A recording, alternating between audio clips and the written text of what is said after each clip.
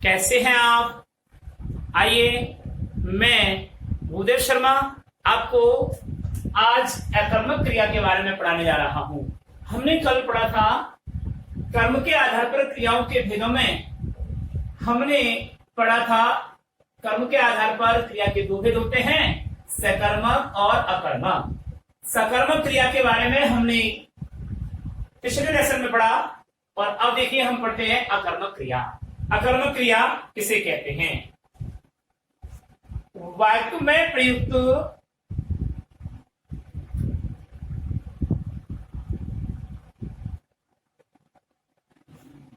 जिन क्रियाओं का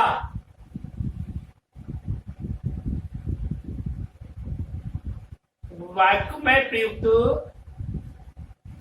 जिन क्रियाओं का कोई कर्म नहीं होता,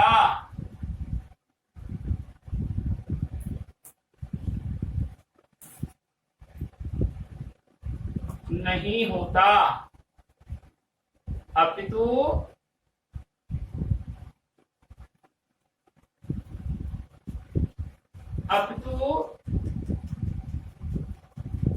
क्रिया का प्रभाव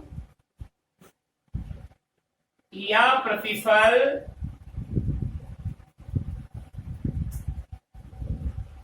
केवल कर्ता पर पड़ता है।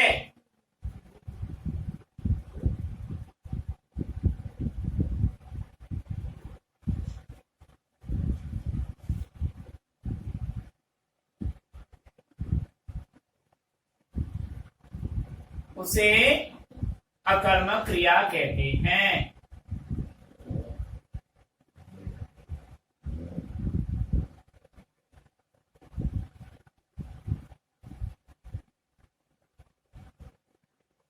वाक्य में प्रयुक्त जिन क्रियाओं का कोई अपना कर्म नहीं होता, यानी कि वाक्य में कर्म कार्य की उपस्थिति नहीं पाई जाती, कर्म अनुपस्थित रहता है, वहां केवल क्रिया का प्रभाव कर्ता तक ही सीमित रहता है, उसे अकर्मक क्रिया कहते हैं।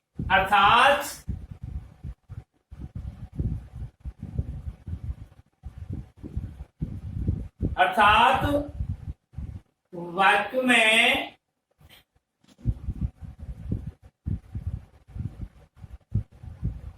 क्रिया का प्रभाव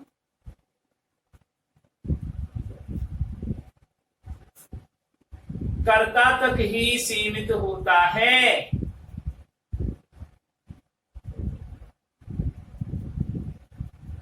कर्ता तक ही सीमित होता है।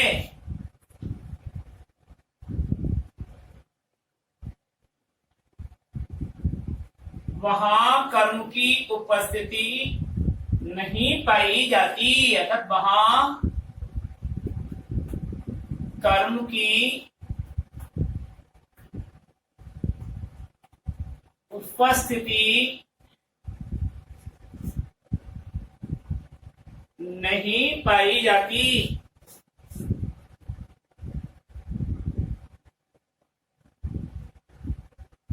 उसे अकर्मक क्रिया कहते हैं।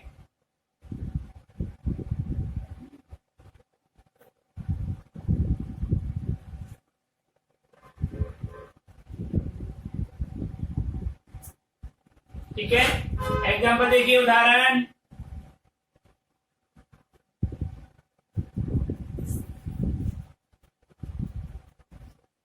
पेड़ से पत्ता गिरता है।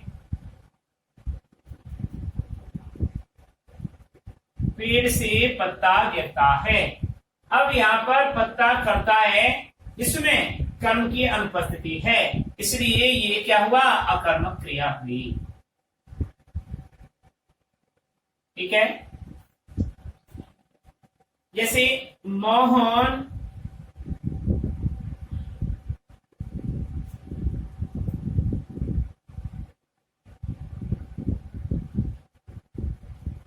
पढ़ता है, ये अकर्मक क्रिया हुई। यहां पर ये अकर्मक क्रिया हुई। जैसे लता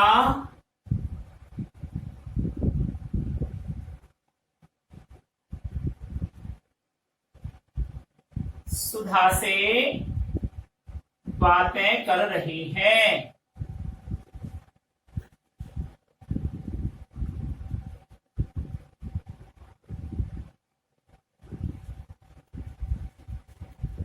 किसको कर रही है? बात कर रही है। ये सकर्मक हो गया। मैं आपको बता रहा था कि यहां कर्म आ गया, ये अकर्मक हो गया। यहां कर्म नहीं है, ये अकर्मक हो गया, यहां कर्म नहीं है, लेकिन ये सकर्मक है क्योंकि यहां पर बात है। इसलिए जब यहां पर ये आ गया कर्म, तो ऐसी कंडीशन में उसको अकर्मक नहीं कह सकते। तो अकर्मक की परिभाषा क्या हुई? कर्म की अनुपस्थिति पाई जाती है, कर्म की उपस्थिति नहीं होती, उसे अकर्मक क्रिया कहते हैं। अब आइए अकर्मक क्रिया के भेद।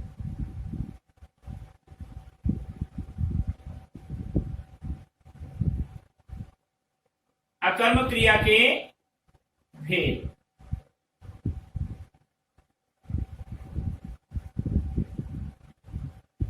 अकर्मक क्रिया के निम्न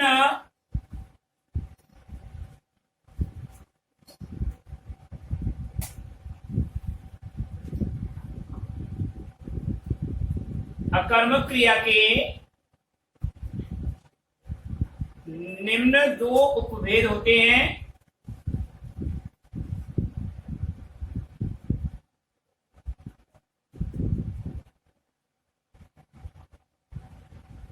नंबर 1,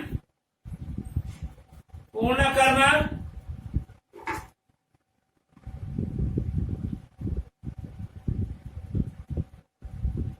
और नंबर 2 अपूर्ण कर्मक। पूर्ण कर्मक और नंबर 2 अपूर्ण कर्मक।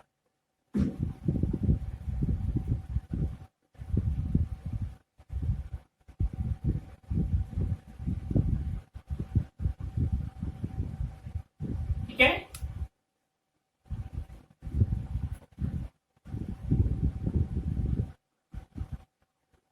अब पढ़ेंगे नंबर 1, पूर्ण अकर्मक क्रिया।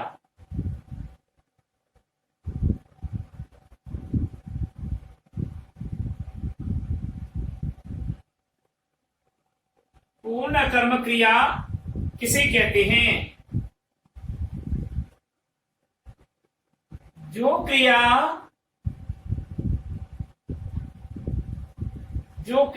बिना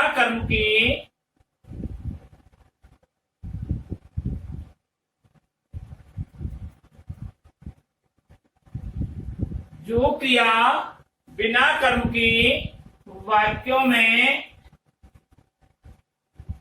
अपना पूर्ण अर्थ प्रकट करती है।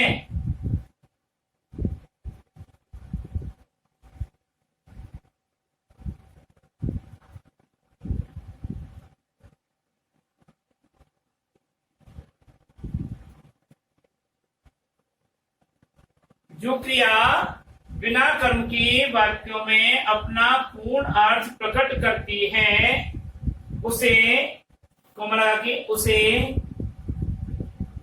पूर्ण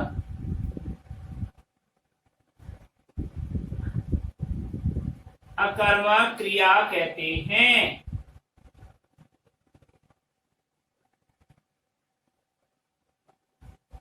बिना कर्म के, अर्थात वे अकर्मक क्रियाएं जो बिना कर्म के वाक्यों में अपना पूर्ण अर्थ प्रकट करती हैं, उन्हें क्या कहते हैं? पूर्ण अकर्मक क्रिया कहते हैं। उदाहरण देखिए, इसमें एक स्थिति और है कि इसमें कर्ता की गति दिशा, इसमें कर्ता की गति दिशा, इसमें कर्ता की गति, दिशा, दशा, स्थिति का बोध होता है,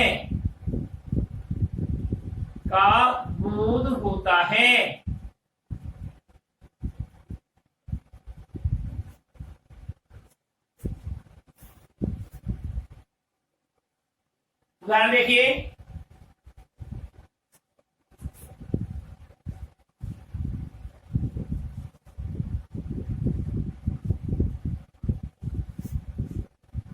एग्जाम्पल,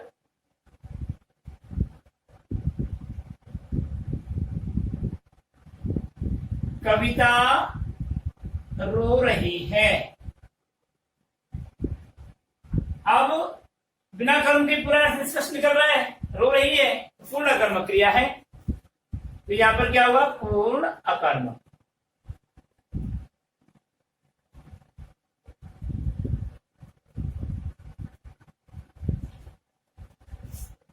जैसे पायल हंस रही है,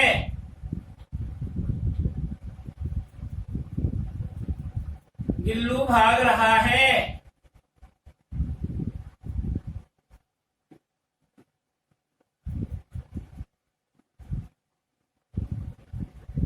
निशांत सो रहा है, ये सब क्या है, पूर्ण अकर्मक क्रिया है। ठीक है, निशांत सो रहा है,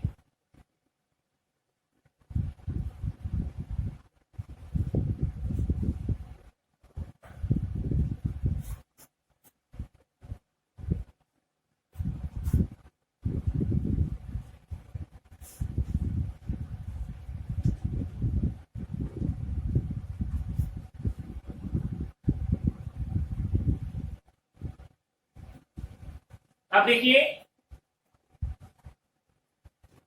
अपूर्ण अकर्मक क्रिया,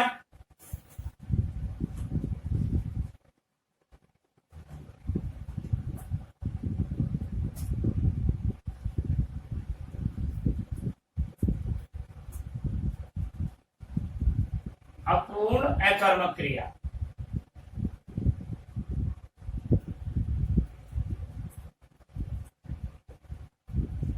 यानी अकर्मक तो है लेकिन अपूर्ण है, इसलिए अपूर्ण अकर्मक क्रिया को देखिए, अकर्मक तो है लेकिन अपूर्ण है।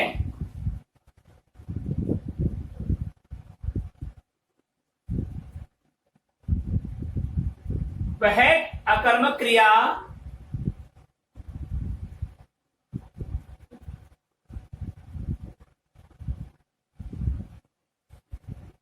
जिसके प्रयोग किए जाने पर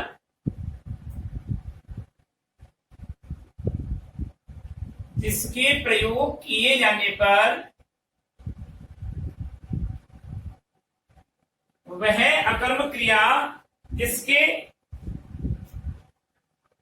प्रयोग किए जाने पर क्या स्थिति उत्पन्न होती है, कर्ता के अतिरिक्त किसी अन्य पूरक शब्द का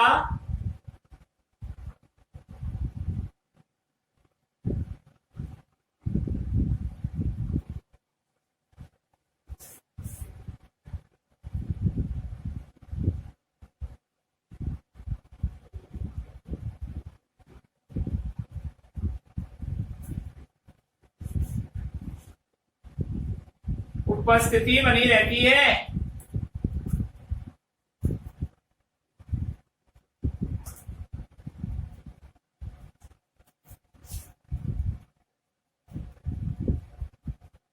उसे दोबारा रिपीट कर रहा हूं, ध्यान से देखना। वह अकर्मक क्रिया जिसके प्रयोग किए जाने पर, जिसके वाक्य में प्रयोग किए जाने पर, कंफ्यूज हो गए, जिसको वाक्य में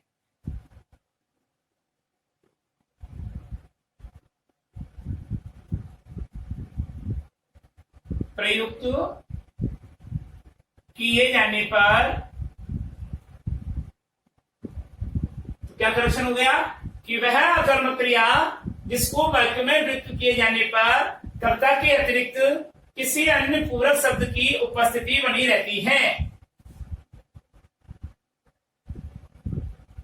बिना पूरक शब्द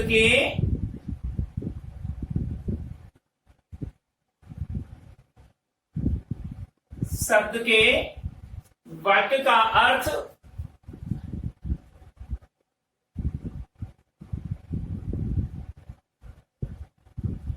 अपूर्ण रहता है।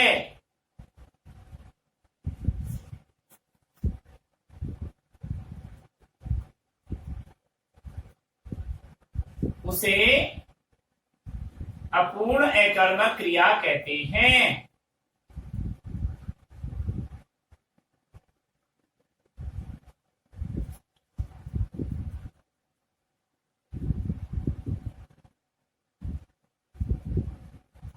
उसे अपूर्ण अकर्मक क्रिया कहते हैं। उदाहरण देखिए,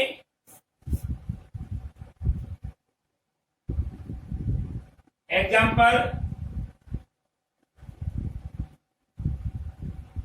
पड़ोसी चालाक निकला।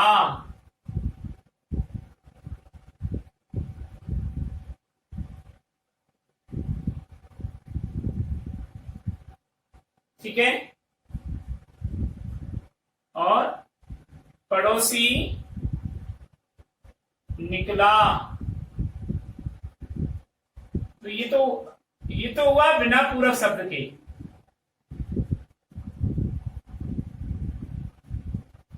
और ये चालाक जो हुआ ये पूरक शब्द युक्त है।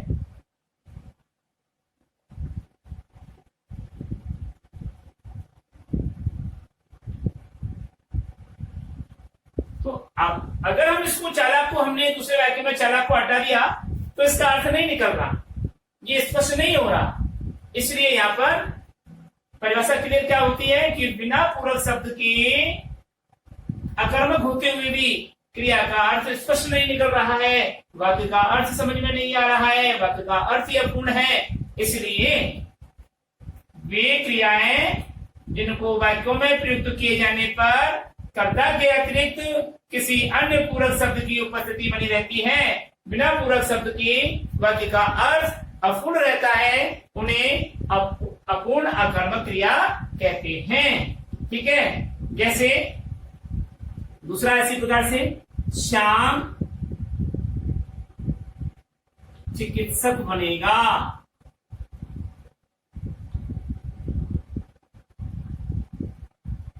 तो यहां पर ये पूरक शब्द है चिकित्सक, अगर इसको हटा देते हैं तो ये वाक्य अपूर्ण अर्थ प्रकट करता है। ठीक है, इस प्रकार से एक और उदाहरण देता हूं इसका, मैं स्वस्थ हूं।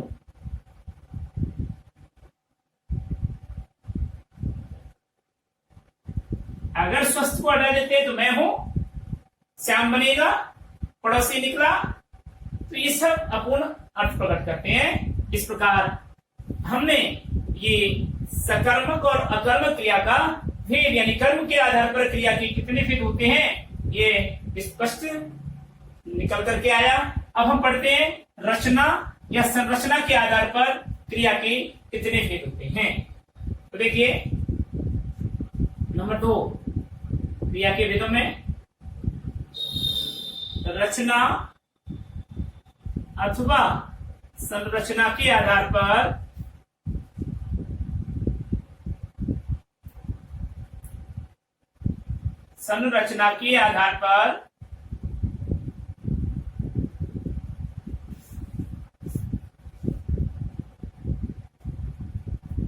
क्रिया के भेद। ये आज का हमारा चैप्टर अगला है जो रचना और संरचना के आधार पर क्रिया के भेद। देखिए,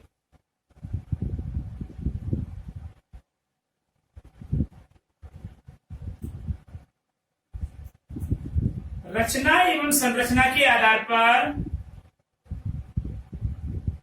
रचना या संरचना के आधार पर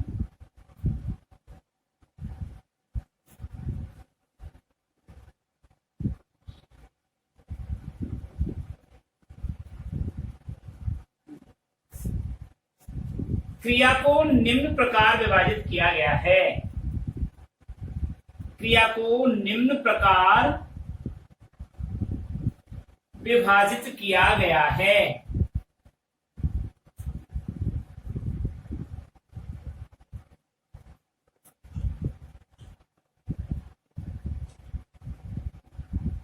जैसे कैसे किया है वो हम ऊपर देखते हैं।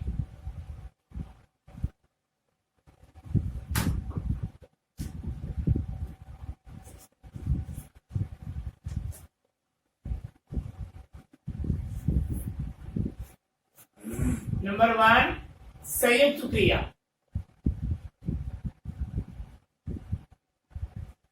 संयुक्त क्रिया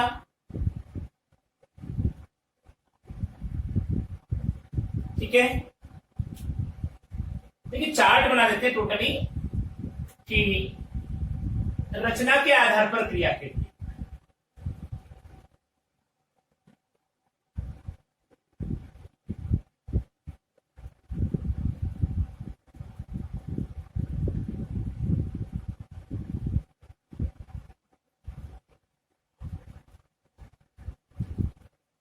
रचना के आधार पर क्रिया का एक रूपांतरण होता है और वह है संयुक्त क्रिया।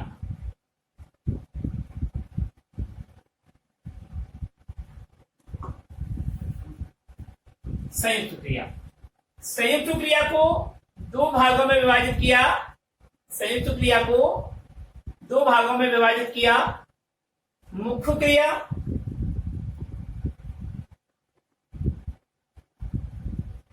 और सहायक क्रिया।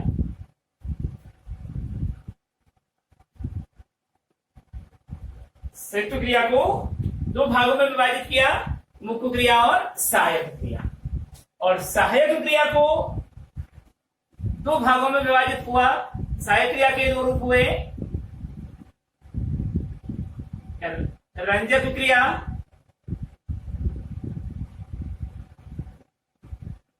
और संयोजी क्रिया।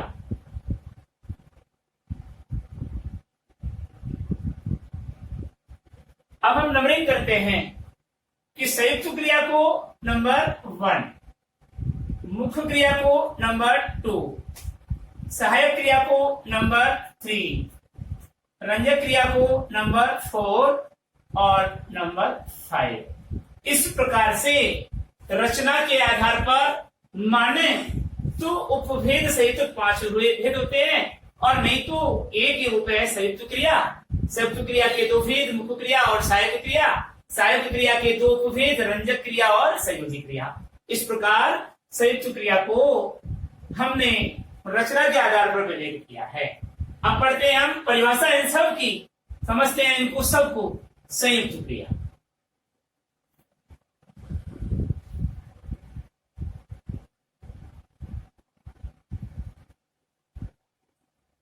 संयुक्त क्रिया में आइए।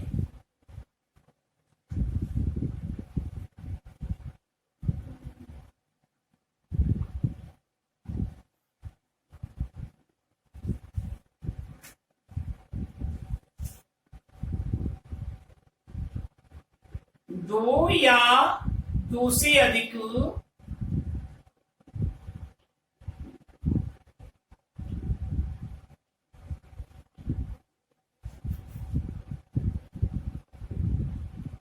धातु रूप अथवा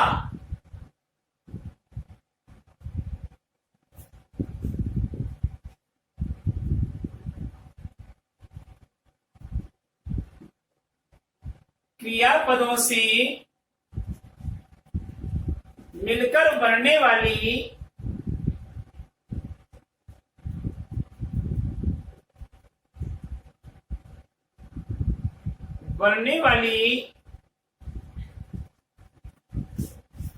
क्रिया को संयुक्त क्रिया कहते हैं। क्रिया को संयुक्त क्रिया कहते हैं।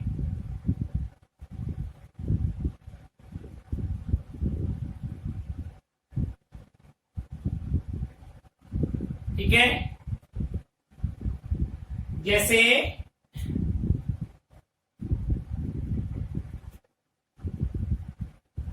उदाहरण देखिए, उदाहरण के रूप में वह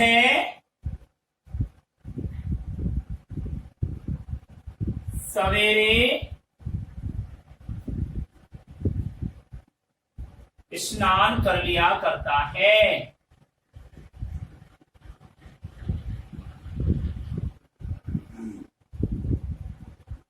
स्नान कर लेता है।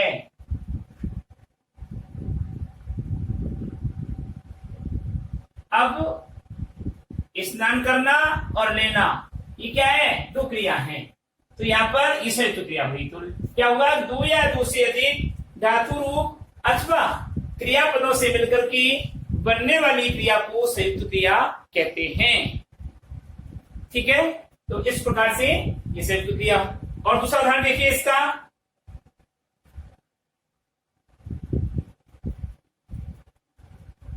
उसको बालक खेलता हुआ, उसको बालक खेलता हुआ दिखाई दिया। तो दिखाई देना एक क्रिया है और खेलना एक क्रिया है, होना एक क्रिया है, तो दो से अधिक क्रियाओं का रूप है। तो यहाँ पर ये सब क्या है, संयुक्त क्रिया का रूप है। ये सब क्या है, वो बालक खेलता हुआ दिखाई दिया। अब देखिए संयुक्त क्रिया के उपभेद। संयुक्त क्रिया के निम्न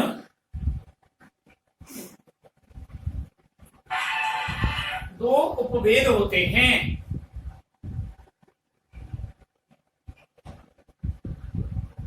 दो उपभेद होते हैं, कौन कौन से हैं? नंबर 1 ए में लिखेंगे आप मुख्य क्रिया और वह सहायक क्रिया। मुख्य क्रिया और वह सहायक क्रिया।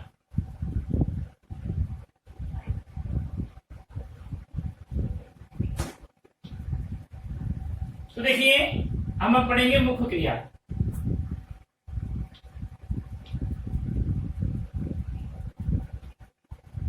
मुख्य क्रिया के बारे में पढ़ेंगे।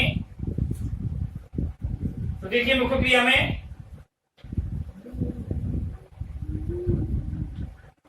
कर्ता या कर्म के मुख्य व्यापार को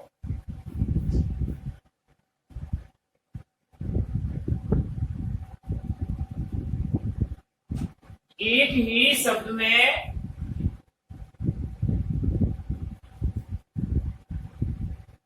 कर्ता या कर्म के मुख्य व्यापार को एक ही शब्द में प्रकट करने वाली क्रिया को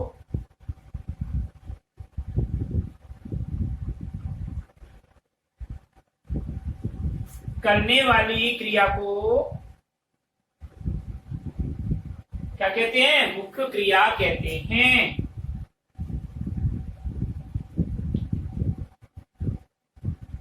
मुख्य क्रिया कहते हैं। ध्यान देखिए, यानी कि अगर आपके समझ लिया तो अर्थात करके लिखवाता हूं, पहले समझ लीजिए इसको। कर्ता या कर्म के मुख्य व्यापार को एक ही शब्द में प्रकट करने वाली क्रिया को मुख्य क्रिया कहते हैं। अर्थात करके लिख लो, अर्थात किसी कार्य के करने या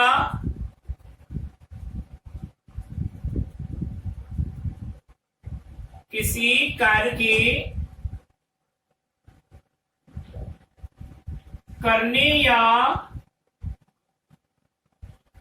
होने का बोध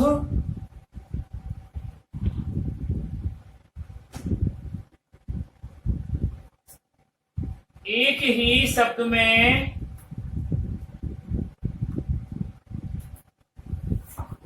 प्रकट करने वाली क्रिया को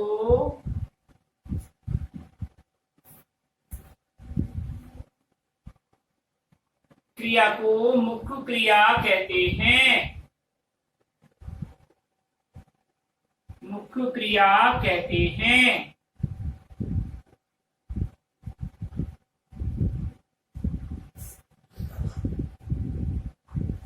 अब आइए अगला,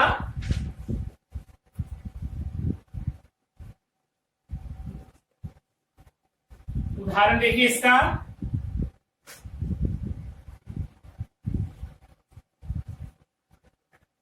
वो लिखा हमने एग्जाम्पल, उसमें से छांटना है। उसे बालक खेलता हुआ दिखाई दिया।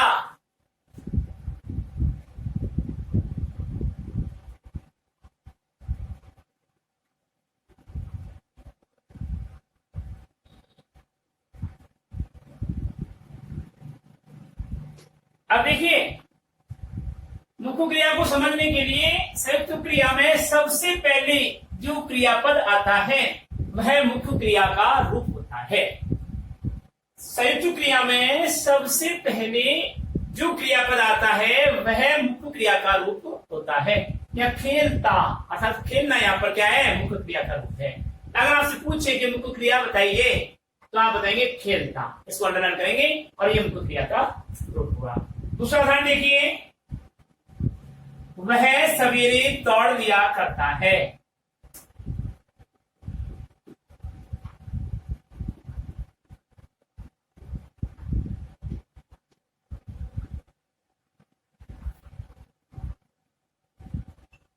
ध्यान दीजिए,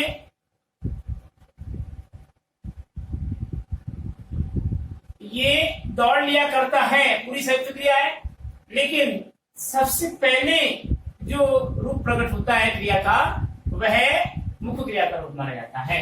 अर्थात किसी कार्य के करने या होने का बोध एक ही शब्द में प्रकट करते हैं। ऊपर लिखा हुआ है, कर्ता कर्म के मुख्य व्यापार को एक ही शब्द में प्रकट करने वाली क्रिया को मुख्य क्रिया कहते हैं। यह है मुख्य क्रिया। इसको सामान्य क्रिया भी कहते हैं, मुख्य क्रिया को सामान्य क्रिया भी कहते हैं। जैसे मोहन क्रिकेट खेलता है,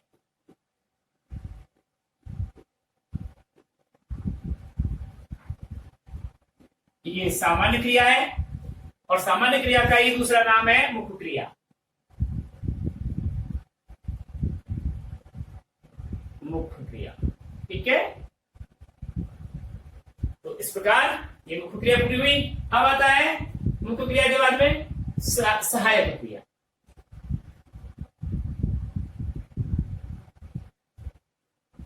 सहायक क्रिया, क्योंकि नाम से ही पता चल रहा है कि सहायक का मतलब सहायता करने वाली, सहायक का मतलब सहायता करने वाली।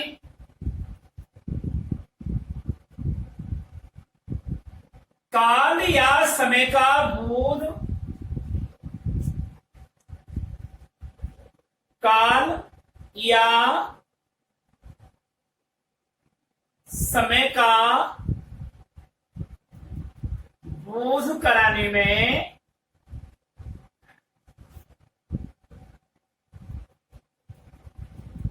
मुख्य क्रिया की सहायता करने वाली क्रिया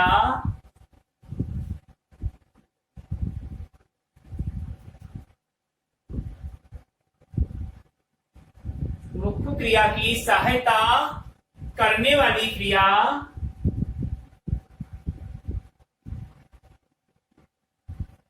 सहायक क्रिया कहलाती है। काय का बोध कराने में, काल या समय का, सहायक क्रिया कहलाती है।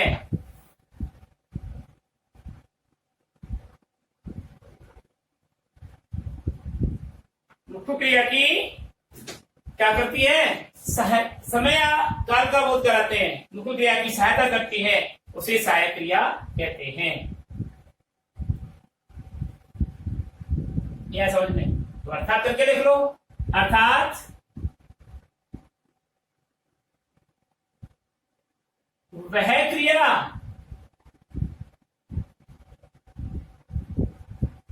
जो मुख्य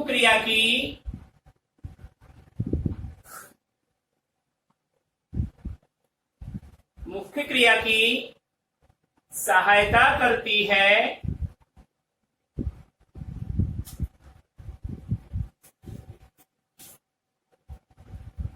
और वाक्य में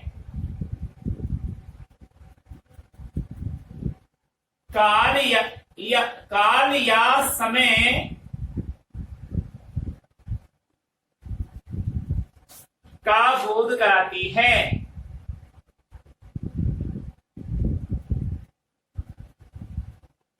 उसे सहायक क्रिया कहते हैं। सहायक क्रिया कहते हैं।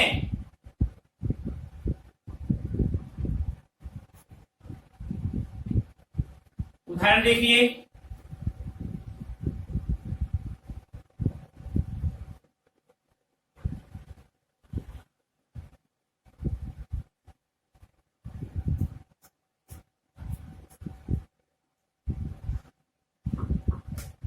वह पढ़ लिया करता है।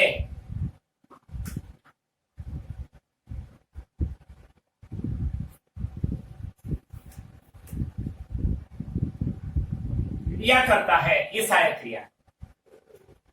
यानी कि यहां पर निरंतर कार्य की स्थिति का पता चला हो रहा है, यहां पर समय का बोध हो रहा है। वह पढ़ लिया करता है। उसे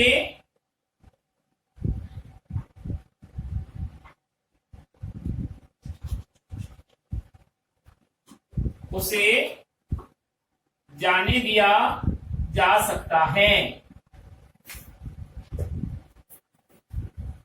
तो जाना मुख्य क्रिया हो गया, जा सकता है ये सहायक क्रिया। ठीक है,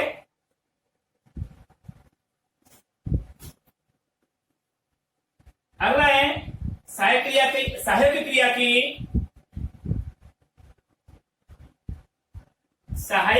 के भी निम्न दो उपभेद होते हैं।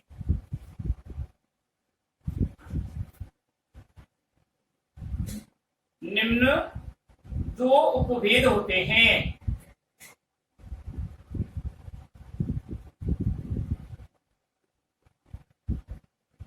सहायक क्रिया के भी निम्न दो उपभेद होते हैं, इसमें के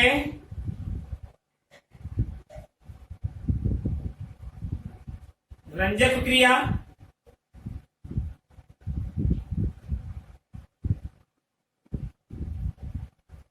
और खे संयोजी क्रिया।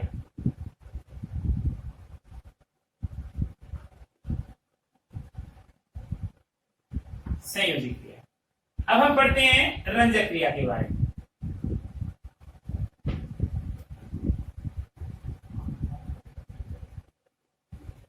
रंजक करना यानी रंजित करना, आनंदित करना, हर्षित करना, प्रभावित करना, प्रकाशित करना। रंजक करना यानी आनंदित करना, हर्षित करना, प्रकाशित करना, प्रभावित करना, ये इसके अर्थ होते हैं। यानी कि वह रंजक क्रिया और संयोजी क्रिया दो प्रकार की क्रिया होती है। तो वे क्रियाएं, रंजक क्रिया में देखिए, वे क्रियाएं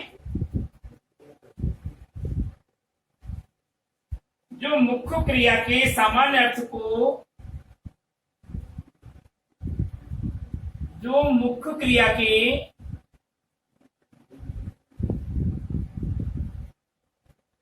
सामान्य अर्थ को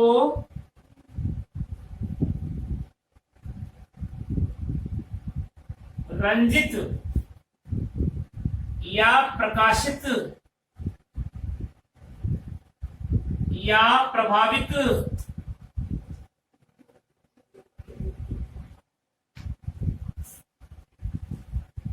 करती हैं,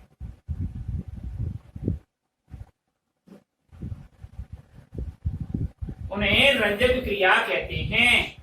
मुख्य क्रिया के सामान्य अर्थ को क्या करती हैं? रंजित या प्रकाशित अथवा प्रभावित करती हैं, उन्हें रंजक क्रिया कहते हैं।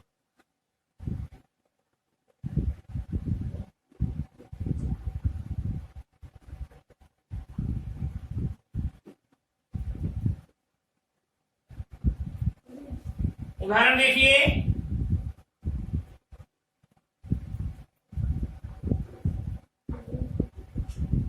एग्जाम्पल बहुत शानदार है। चोर के हाथ में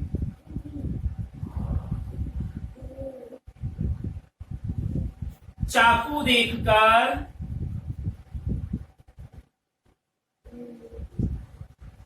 चोर के हाथ में चाकू देखकर मयंक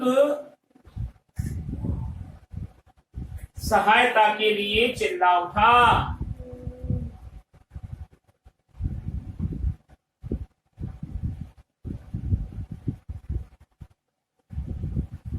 चोर के हाथ में चाकू देखकर मयंक सहायता के लिए चिल्ला उठा।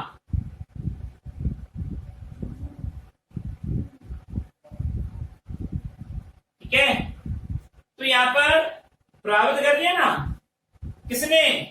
सहायक क्रिया ने। चिल्ला उठा सहायक क्रिया है, तो यहां पर क्या कर दिया? चाकू को देख करके चिल्ला उठा। तो मुख्य क्रिया की सामान्य अर्थ को प्रकाशित कर दिया, प्रभावित कर दिया। अब आता है रंजक क्रिया के बाद में संयोजी क्रिया। संयोजी क्रिया देखिए,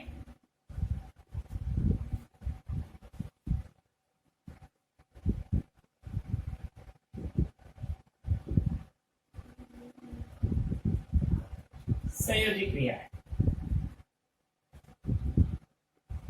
वे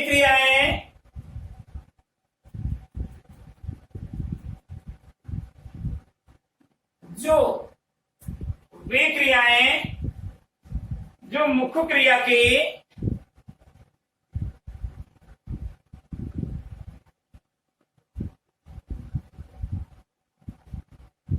पक्ष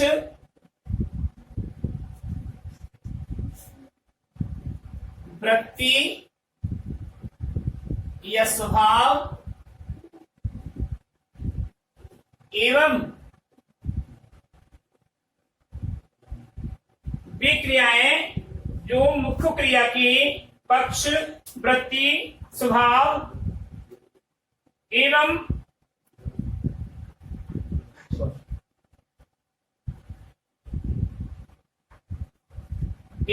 वाच्य की सूचनाएं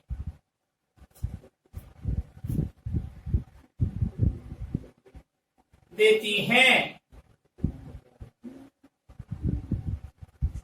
उन्हें संयोजी क्रिया कहते हैं।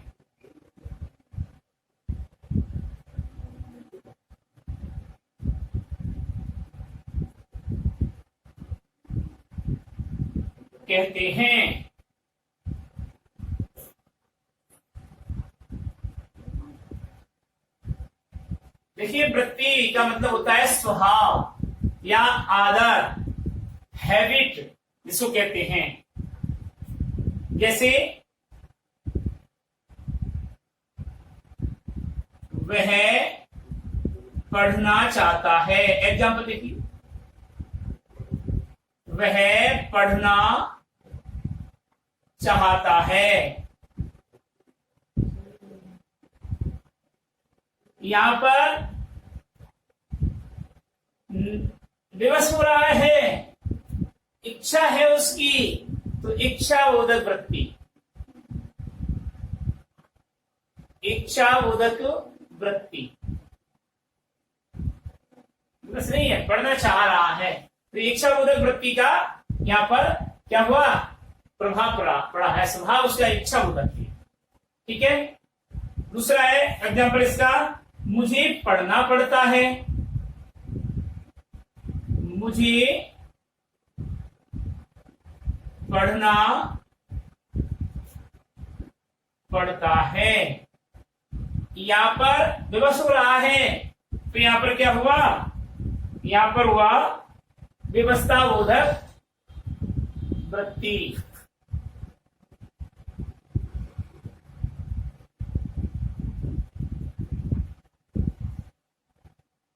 व्यवस्थाबोधक वृत्ति यहां पर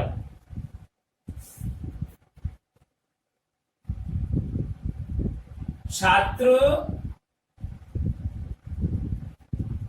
पढ़ चुका है,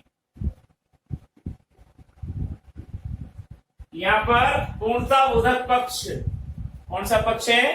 पूर्णताबोधक पक्ष।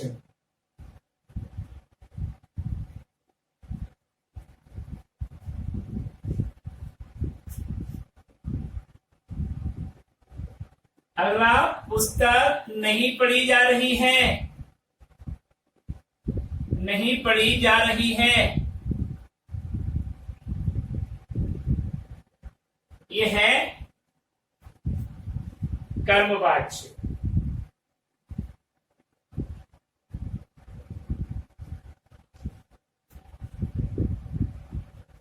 राम के द्वारा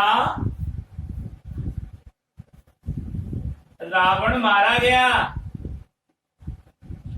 ये भी कर्मवाच्य। इस प्रकार से ये हमारी क्या हुआ, क्रियाएं कंप्लीट हुई। अब हम रचना और संरचना के आधार पर क्रियाओं का ये प्रकरण आज समाप्त होता है।